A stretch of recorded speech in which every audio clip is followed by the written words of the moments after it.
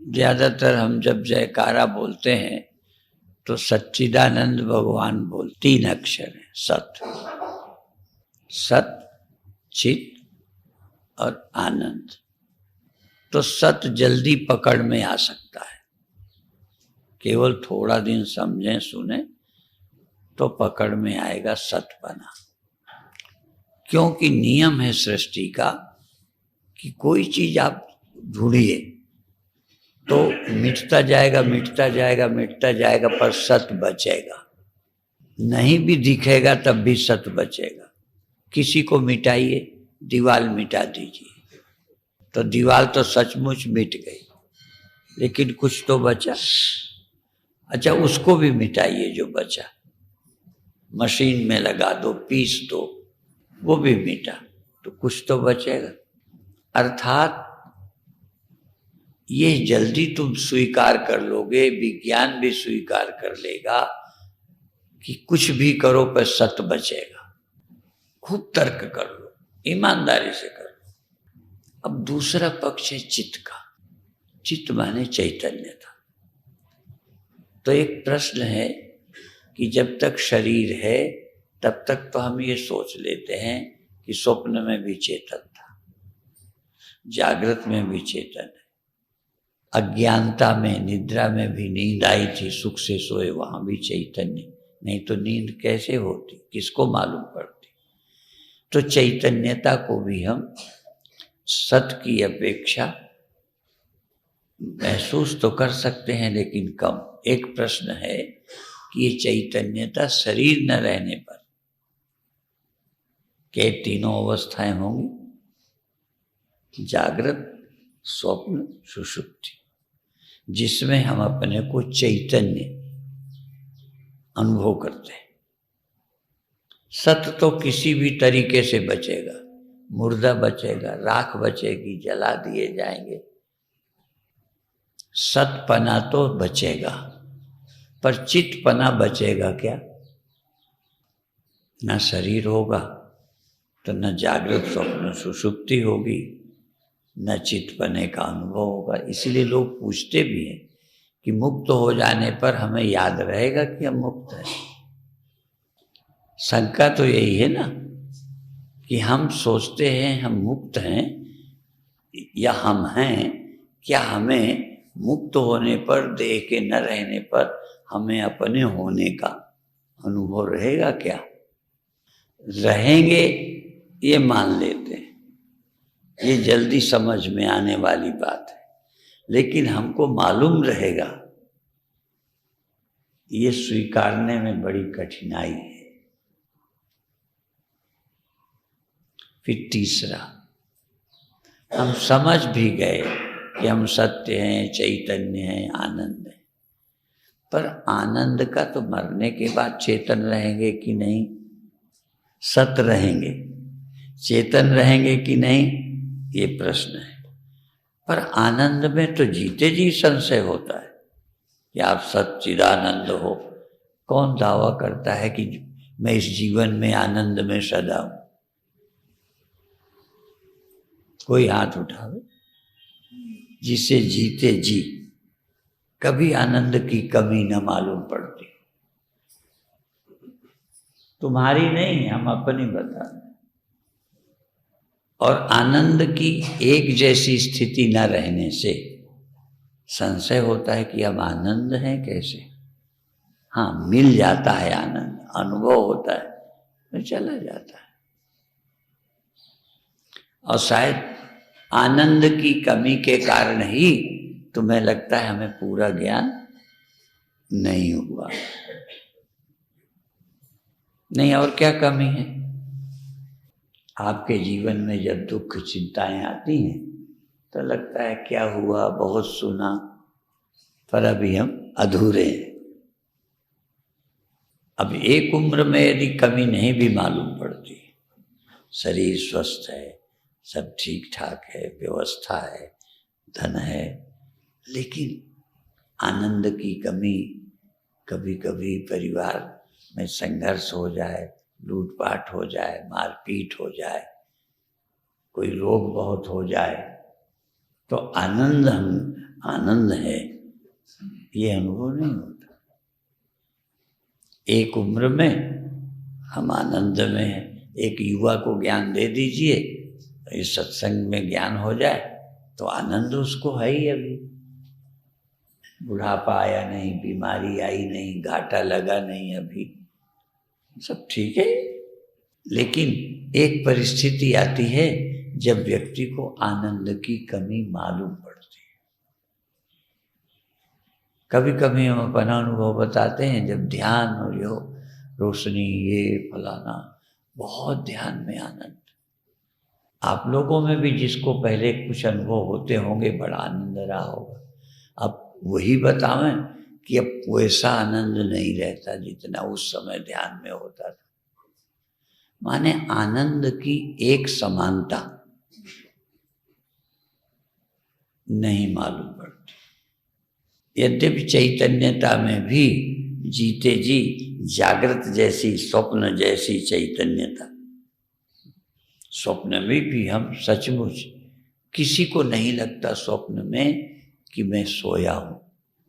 स्वप्न में भी सोया नहीं लगता। क्यों नहीं लगता? क्योंकि जैसे जगत में देख रहे हो, अभी आप चेतन हो, इसमें क्या सबूत है? इस समय आप जीवित हो, चेतन हो, क्या सबूत है? हम देख रहे हैं, सुन रहे हैं, सब कुछ तो हमें मालूम पड़ रहा है।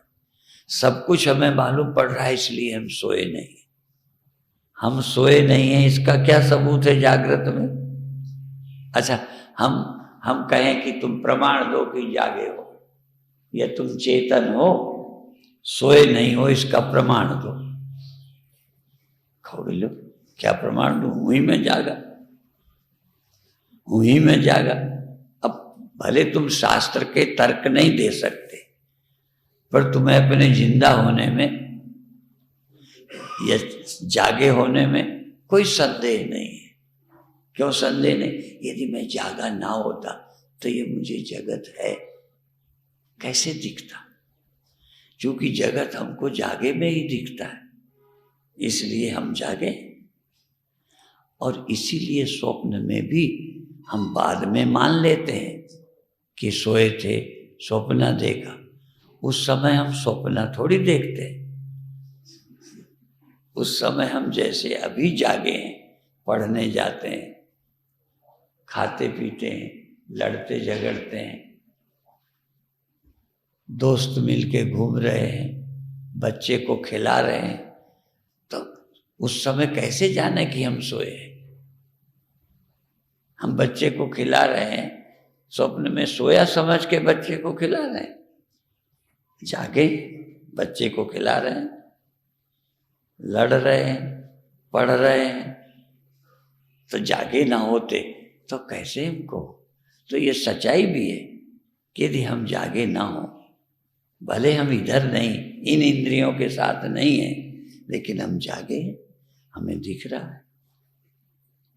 अर्थात चैतन्यता का अनुभव करना थोड़ा आसान है, लेकिन जागे हम स्वप्न में भी हैं और वहां दुख भी होता है, सुख ही सुख थोड़ी रहता है। ऐसा कौन आदमी है जिसने स्वप्न में कभी दुख नहीं अनुभव किया? सिर्फ सुख ही सुख हो। तो जैसे जागृत स्वप्न में सुख ही सुख नहीं होता, इसीलिए दो तरह के स्वप्न बताए गए हैं। स्वप्न में हम सबको दो तरह के बताए। जो सपने सर काटे कोई, अब स्वप्न में सर काट दिया, स्वप्न में चोरी हो गई, तो कैसे सुख रहेगा? तो स्वप्न में सुख भी होता है, दुख भी होता है, एक ही नहीं रहता। और जागृत में आपको तो सुख ही सुख रहता है। किसी से पूछ लो जिसको सुख ही सुख रहता। लोग दूसरे के विषय में तो सोचते हैं कि इसको बड़ा सुख है, पर उससे पूछो तुझे कोई दुख नहीं होता क्या? हम निर्धन हैं तो लगता है धनी को तो सुख ही सुख है, उसे दूसरे दुख हो रहे होंगे, उससे पूछो। तुम्हारे पुत्र नहीं है तो तुम इसलिए दुखी हो, जिसके पुत्र लगता होगा बस हमारे भी पुत्र होते तो हम भी सुखी होते। पुत्र वालों से पूछो कि कभी तुम्हें परेशानी तो नहीं है। तो जागृत और स्वप्न दोनों में कोई ऐसा नहीं है जिसे सुखे सुख रहता हो, और ऐसा भी नहीं है ज्यादा दुख है ऐसा तो मैं मान लेता हूं। ऐसा आदमी जिसे जागृत में दुख ही दुख रहते हो। कई लोग बोलते तो हमको भी, महाराज हमारे जीवन में दुख ही दुख है, दुख ही दुख है। पर उन्हीं से पूछ लें कि एक समान एक जैसा दुख बना रहता है क्या? तो कम हो जाता है। तो सुख भी और दुख भी दोनों न जागृत में सदा रहते हैं न स्वप्न में सदा रहते।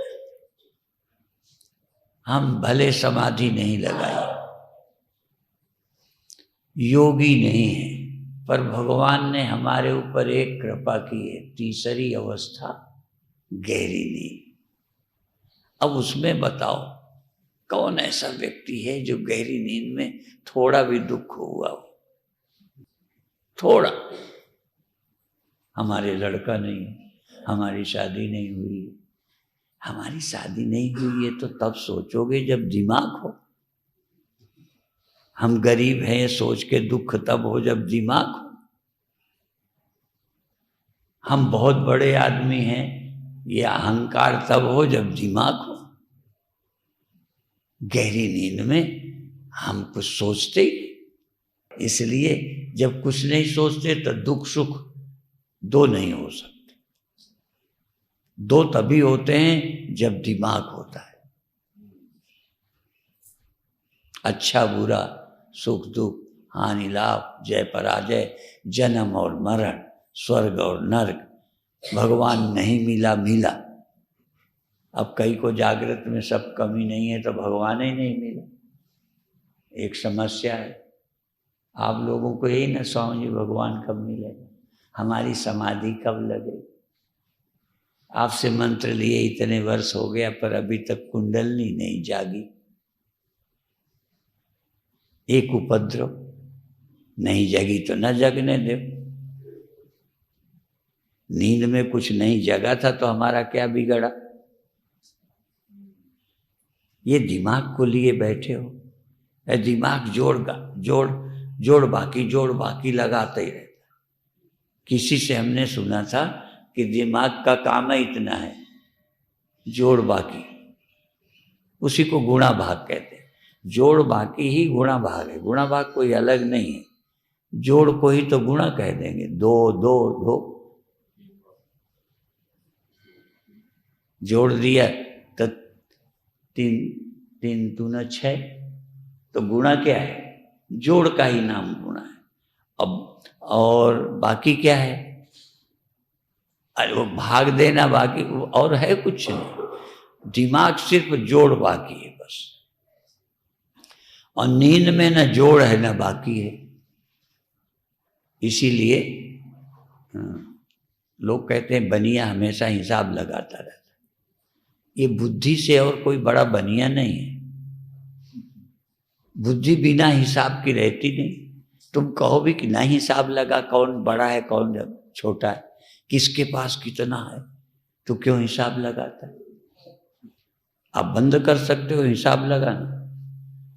सूरज भान तो लगाते ही होगे, लेकिन हम सब सूरज ही भान तो हैं। कौन है ऐसा जो हिसाब नहीं लगा रहा बैठे बैठे? उसका मकान अच्छा है, मेरा काम लगा लिया ना। ये दिमाग जोड़ बाकी, कम ज्यादा, अच्छा बुरा, बस दिन भर खोपड़ी यही करती रहे। भगवान ने हमको एक प्रसाद दिया है, जैसे कहते हैं गुरु प्रसाद, हम कहेंगे भगवान का प्रसाद नींद। पैसे से नहीं दी, नहीं तो बनिया बनिया नींद ले जाते। गरीब आदमी को भी नींद मिली है, जहां सबसे परे होता है, न दुख न सुख, न मेरा न तेरा, द्वंद्व जोड़े, सुख दुख हानि लाभ, कोई वहां जोड़ा नहीं, बेजोड़। कोई बड़ा है, मैं छोटा हूं, कोई ख्याल नहीं, या मैं बीमार हूं या अच्छा हूं, ये भी नहीं, मैं पढ़ा हूं या अनपढ़ा हूं, नास्तिक हूं या आस्तिक हूं।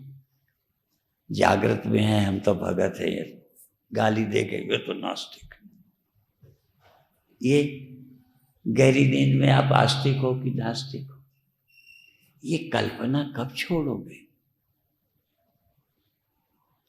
सत्संग में आके भी पहले ये अभी कमी है।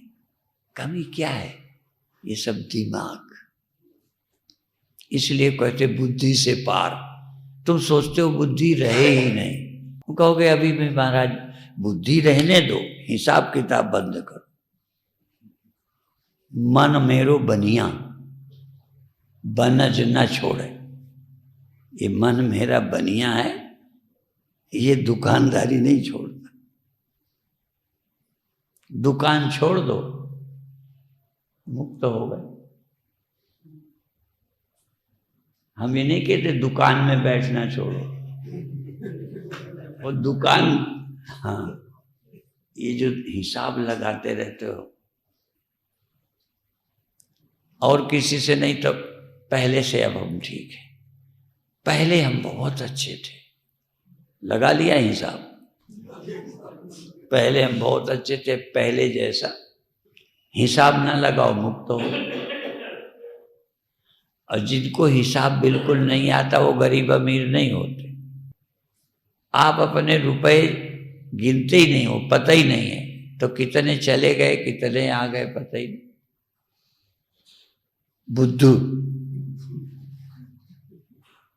बुद्धू हो जाओ तो बुद्ध हो गए।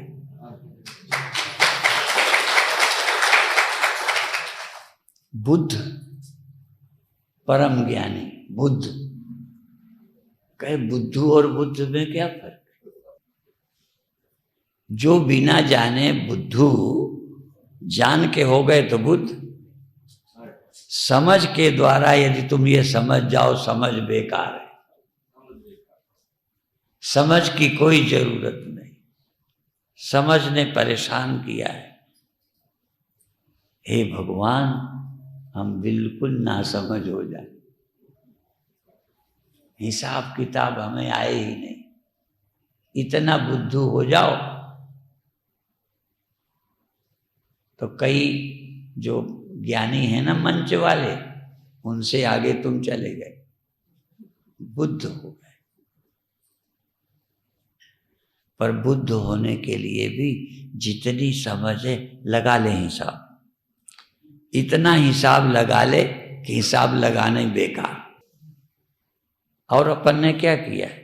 सारा दिमाग लगा लिया, ये आगे क्या होगा, पीछे क्या होगा, आश्रम का क्या होगा, चेलों का क्या होगा, हमारे धर्म का क्या होगा। बेड़ा गर्क हुआ जा रहा है। अब लगा रहे हैं, लगा लो। अच्छा क्या रोक लोगे, यही बता दो, तुम्हारे हाथ में क्या है? इतना हिसाब लगाया कि हार गए। हारे को हरि नाम।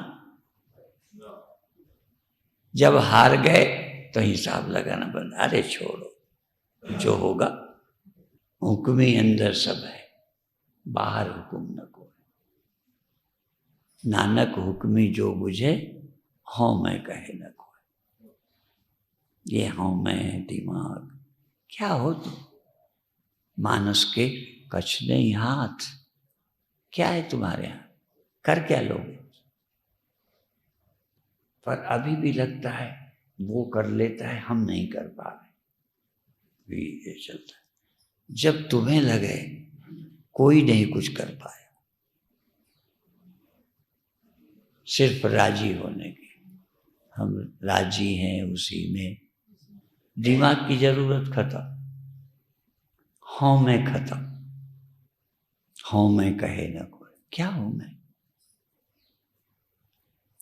नींद में क्या थी हों मैं? अर्थात गया अहंकार। गुरु महाराज ने एक जगह कहा,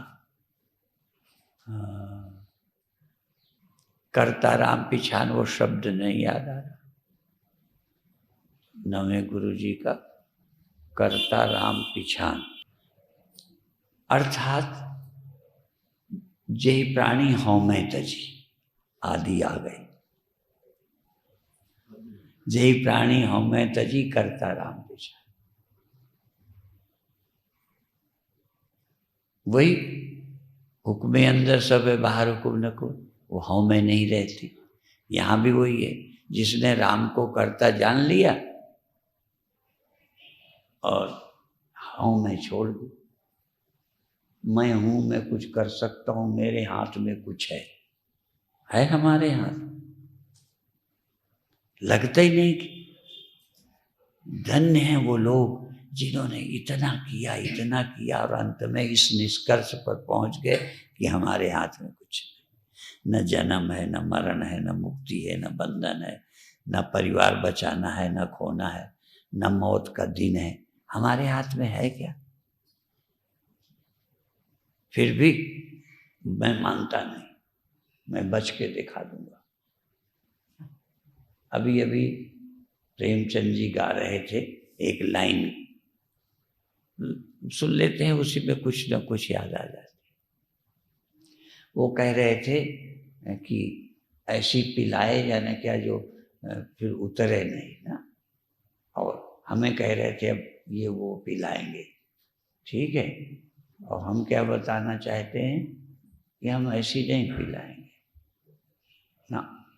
वो जो पी जाएगी ना, वो फिर उतरेगी, चाहे हम ही पिलाएं। हम कोई पिलाते थोड़ी हैं। अपन तो ये बताना चाहते हैं कि तुम्हारे हाथ में क्या है। ये क्यों समझ नहीं आता? ऐसा लगता है जैसे अभी मेहनत करने में कोई कसर रख ली है, इसलिए दोबारा करके देखो। तो हमने क्या सोचा, जब वो सुना रहे थे तो हमारे ख्याल में क्या आया, वो तो पीने की, हमारा दूसरा भाव है। हमारा ये है कि ये बताओ, थोड़े दिन को बचाए, पिलाए का कहा ना, तो जो थोड़े दिन को बचाए, कोई भी तुम्हें जो बचाएगा वो थोड़े दिन को बचाएगा। अस्पताल गए थे, बीमारी से बचाया, फिर कभी बीमार नहीं ना होगे। मरने से बचाया, मरने लायक हो गए थे, लौट के आए, खुश हो गए। अब तो नहीं मरो। ऐसा आदमी लाओ जो अस्पताल से आ गया हो फिर न मरे। हम उस डॉक्टर को धन्यवाद देंगे जिसके बचाए मरते नहीं। जिस अस्पताल से ठीक होके आने के बाद मरना ना पड़े, ऐसा कोई अस्पताल है? नहीं।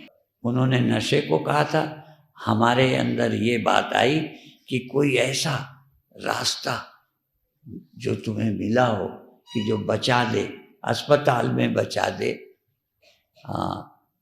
घर में दवा से, आशीर्वाद से, योगी के आशीर्वाद से। बीमार था, समझिए आपके आशीर्वाद से बच गए, बहुत हमारे आशीर्वाद से बच गए। पर हमारा आशीर्वाद ऐसा नहीं काम करता कि बच गए। कई को हम बचाते रहते, अंत में फिर मर जाते। हम हार जाते हैं, मरने वाला जीत जाता है। तो फिर वो क्या है? वैसे गुरु जो बचा ले ना, फिर नहीं मरता।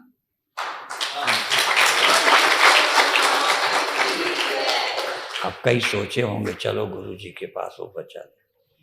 वो बचाने का अर्थ क्या है? तुम मरते नहीं हो ये समझाते हैं। अब कैसे मर जाएगा जब मरता ही नहीं? तो गुरु का बचाया फिर नहीं मरता। कहाँ कबीर सुन ली लोई, वो नहीं मरना, रोए ना कोई। कहते मुझे मरना ही नहीं, कोई रोना मत। तो जब मरना ही नहीं तो रोना नहीं, ये क्यों कहते? देखो दोनों बातें समझनी है। मुझे मरना नहीं है, रोना नहीं। यदि भौतिक दृष्टि से नहीं मरना होता तो रोए ना कोई ये कहना ही ना पड़ता। रोए ना कोई का मतलब मैं नहीं मरूंगा। मैं अभी बताए देता हूं, रोना मत, पर तुम्हें तो दिखाई पड़ेगा कि मर गए। कहें कबीर सुन री लोई, हो नहीं मरना। रोए ना कोई, कोई ना रोवे। अब मान लो मैं कहूं मुझे नहीं मरना, मान लो, अभी तो मैं ना मरूं ये भी बड़ी कठिन बात है। नहीं, जब डॉक्टर जवाब दे देगा, ठीक है, तो चेहरा बता देगा कि मरोगे। किनको फांसी का आर्डर हुआ तो वजन बढ़ गए हैं? भगत सिंह, हाँ, फांसी के आर्डर के बाद वजन बढ़ा। चाहे उन्हें ब्रह्म ज्ञान हो ना हो, पर हम कह सकते हैं कि वो नहीं मरे।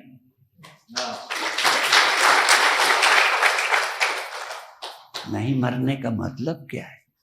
सिकन नहीं। मरने की खबर आ जाए, अब तुम नहीं बच सकते, और तुम्हारी प्रसन्नता। मरते समय दर्द होना अलग बात है, सिर्फ संदेश, अब कोई उपाय नहीं है, नहीं बचोगे। तो क्या हो गया? ये नहीं रहेगा, मैं तो बचूंगा ही, मैं तो मरता ही नहीं हूं। अब उसको बचाया, अब वो डॉक्टर का बचाया नहीं है।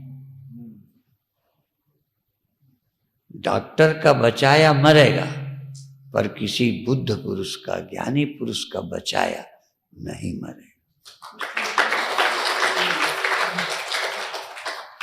पर सचमुच समझ जाए। हम ये नहीं कहते पेट में दर्द हो तो न चिल्लाए, चिल्लाए। भूख लगे मांग के खाए। साधु तो मांग के ही खाते रहे, सब कुछ, सिर्फ मृत्यु ना हो।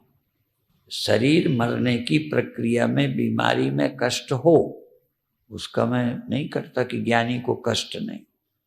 ज्ञानी को मृत्यु खराब न लगे। मृत्यु ऐसे लगे जैसे बिस्तरा लगा के। अच्छा ये बताओ, आप अपना बिस्तरा सोने के लिए खुद लगा लेते हो? नहीं लगाते। जो अमीर हैं उनको नौकर लगाते होंगे, लेकिन अपन खुद भी लगा लेते हैं। तुम्हें बिस्तरा लगा के डर क्यों नहीं लगता? सोने जाते हो तो डरते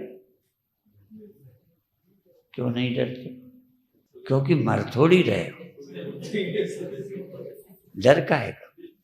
तो ज्ञानी भी जब उतार दिया जाता है, पहले उतारे जाते थे, अब का हमें नहीं पता, क्योंकि आजकल तो सब पढ़ लिख गए ना, पुरानी बातों को मानते ही नहीं।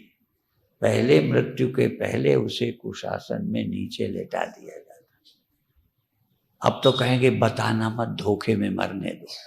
बताओगे तो बेचारा उदास हो जाएगा, चेहरा पीला पड़ जाएगा।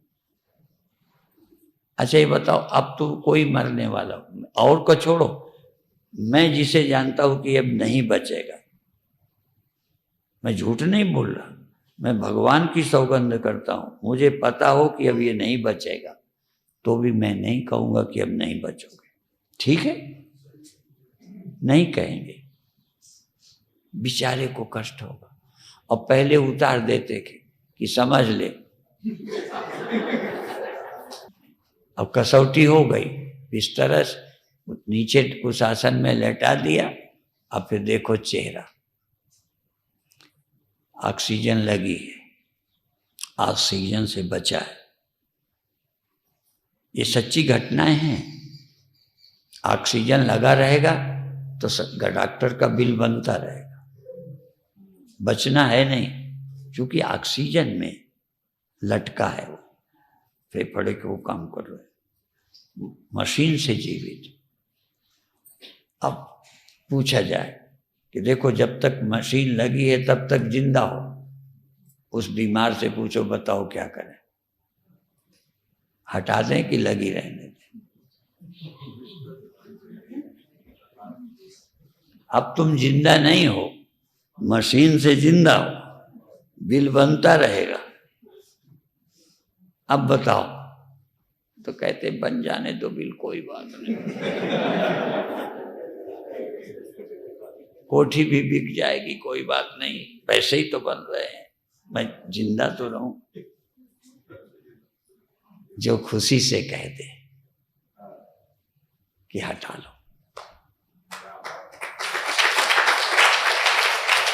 हटा लो मशीन, क्या है। विनोबा जी ने अन्न जल छोड़कर शरीर छोड़ा। मेरे गुरु भाई स्वामी तुरानंद जी भोजन छोड़ दिया, अन्न छोड़ दिया, शरीर छोड़ने के लिए। लोग तैयार।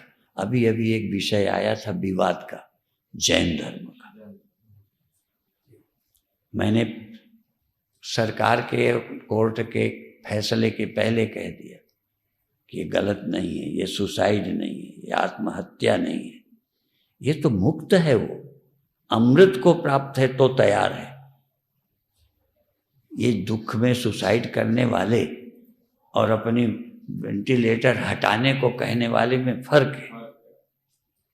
वो तैयार है कि हटा लो, वो सुसाइड नहीं है, वो तो मुक्तावस्था है, अभय अवस्था है।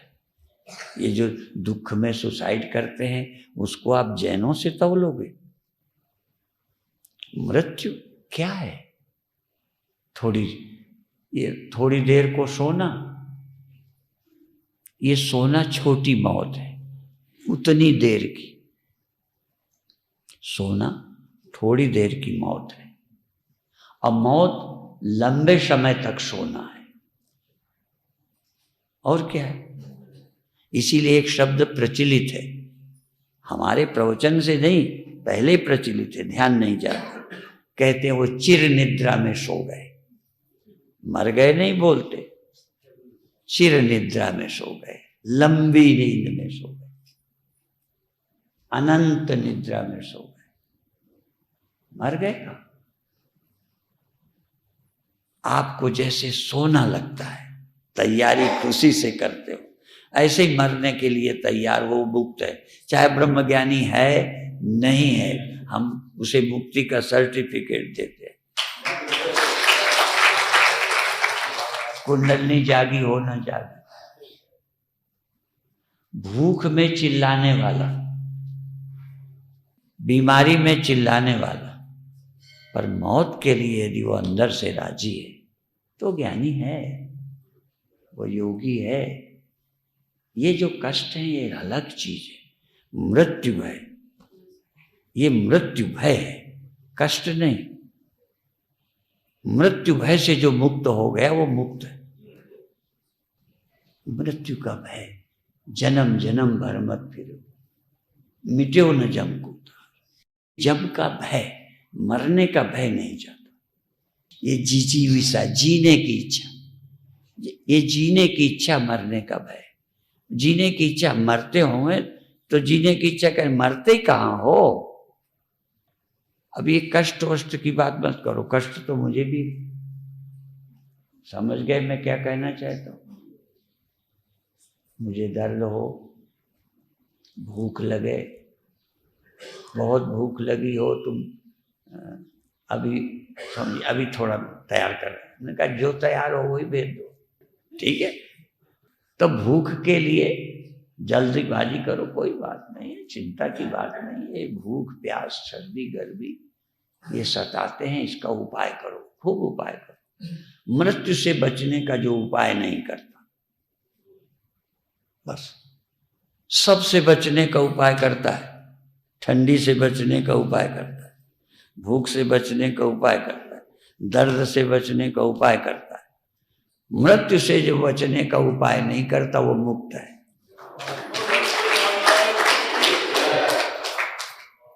और यदि उपाय करते हो तो अज्ञानी हो। क्यों? बच सकोगे नहीं, पैसा और बर्बाद करोगे। और कितने बार उदाहरण दिया, प्रहलाद का पिता बड़ी तपस्या कर ली, वरदान मांग लिया। अब लोगों के लिए मूर्ख का सबसे बड़ा वरदान ये, मरो नहीं, आशीर्वाद दो मरो नहीं, दवा ले आओ मरो नहीं, भगवान भी प्रसन्न तो आशीर्वाद दो मरो नहीं। और हमारे देश का गिद्ध राम भगवान कहते, बोल तू क्या चाहता, अचल करो तनु राखो प्राणा, तुझे मैं जिंदा रहने का उपाय कर दूं? कहते नहीं, ऐसी मृत्यु, ऐसा देहांत जो आपकी गोद में हो, इससे अच्छा और क्या हो सकता है।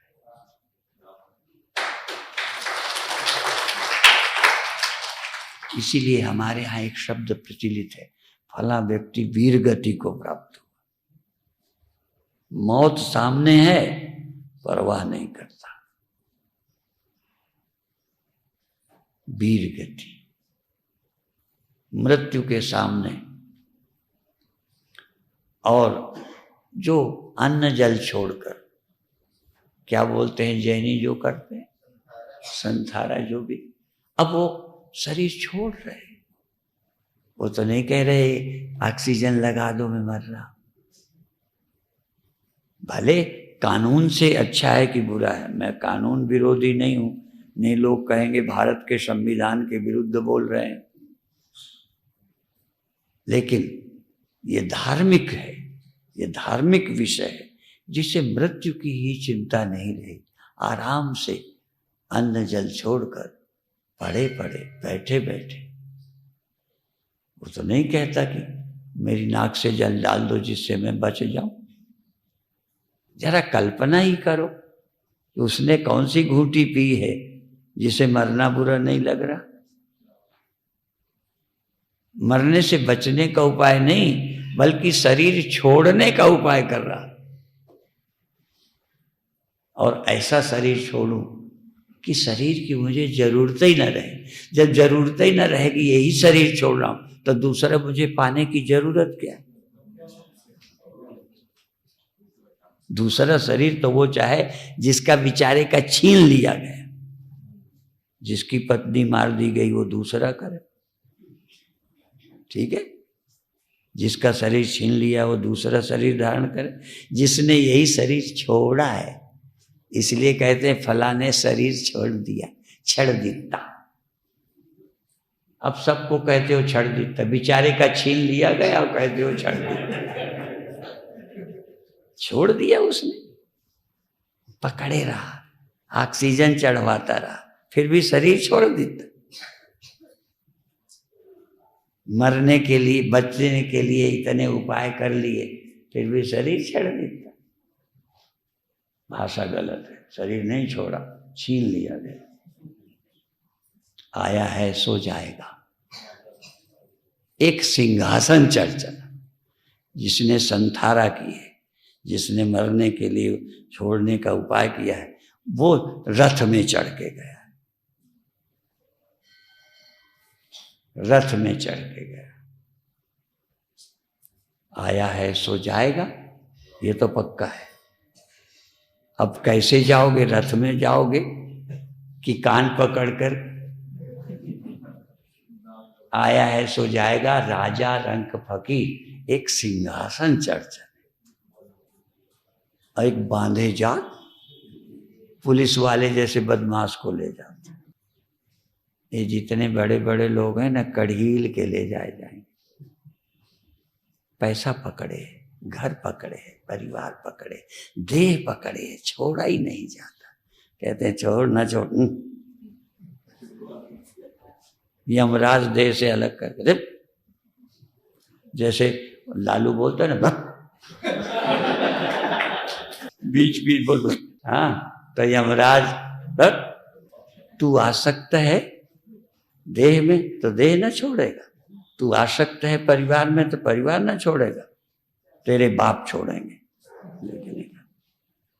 और एक तैयार बैठा है, भले तुम्हें लंबे लेक्चर नहीं मालूम, भले तुम्हें गीता याद नहीं है, गुरुवाणी पूरी कंठस्थ नहीं है, हमें गुरु नहीं बनाया है, पर यदि तुम इतना समझ गए हो कि देह छोड़ना है, हम तैयार, हम राजी हैं उसी में जिसमें तेरी रजा है। यहाँ यूं भी वाह वाह है, वो भी वाह वाह है। बस मुक्त हो गए, बाकी चर्चा शाम को। ओम शांति। भगवान की जय।